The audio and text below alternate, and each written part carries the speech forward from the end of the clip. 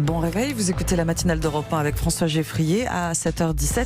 C'est l'édito éco d'Étienne Lefebvre. Bonjour Étienne Lefebvre. Bonjour François. Du journal Les Échos, on se pose donc cette question au lendemain de l'accord sur le plan de relance européen. Les milliards arrivent, mais d'où viennent-ils ? En fait, qui va payer la facture ? Oui, on aura à peine eu le temps de saluer ce plan jugé irréaliste il y a peu que surgissent déjà les polémiques, et notamment celle-ci. Des nouvelles dettes européennes pour relancer l'économie, c'est bien, mais qui sont les gagnants et les perdants ? Et surtout, les impôts vont-ils augmenter ? Alors le sujet est plus sensible en France parce qu'Emmanuel Macron a fait le choix de la solidarité européenne. Ce sont l'Italie et l'Espagne qui vont le plus gagner au transfert et la France et l'Allemagne qui vont le plus contribuer.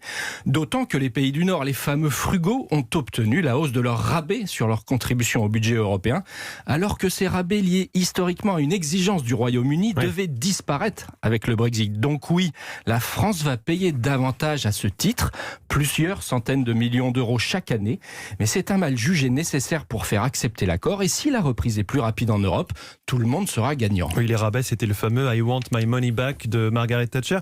Étienne, on parle de nouveaux impôts européens, c'est possible ça ? Oui, c'est une question essentielle pour l'avenir, car la Commission européenne va emprunter les 390 milliards qui seront accordés en subventions aux États. Qui va rembourser ? D'abord, on ne va pas le faire tout de suite, mais à partir de 2028. Et d'ici là, Bruxelles mise sur de nouvelles ressources. En clair, des impôts européens et pas seulement des contributions des États, avec en ligne de mire la taxation des géants du numérique et la taxe carbone aux frontières de l'Europe.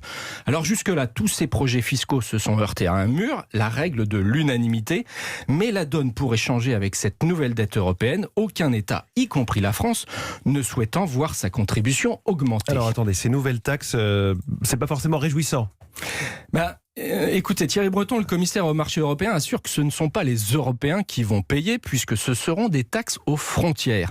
Mais il ne faut pas être naïf, au final, il y aura des répercussions sur les consommateurs et les entreprises européennes. En revanche, là où il a raison, c'est que cela va renforcer la souveraineté économique de l'Europe, qui subit une concurrence déloyale des pays qui taxent moins le carbone et des géants du numérique américains et chinois. Plus d'impôts à l'échelon européen, ça peut donc être une bonne chose, mais avec modération. Et ce serait mieux que ça s'accompagne de moins d'impôts au niveau national. On entend votre message. Merci Étienne Lefebvre, rédacteur en chef au journal Les Échos, l'édito Écho tous les jours sur Europe 1. À demain.